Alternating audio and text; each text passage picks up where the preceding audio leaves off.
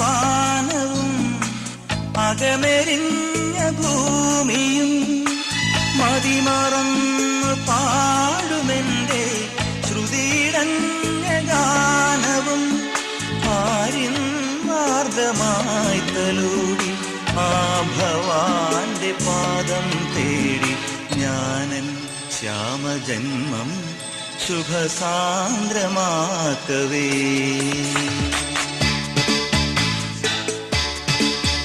ഒരു പൂവിതളിൽ നറുപുഞ്ചിരിയാൽ നിറമാർന്ന ചന്ദ്രികയാൽ ഇനി എൻ മനസ്സിൻ കുളിരോർമകളിൽ വരൂ നിറഞ്ഞ സായം സന്ധ്യേ.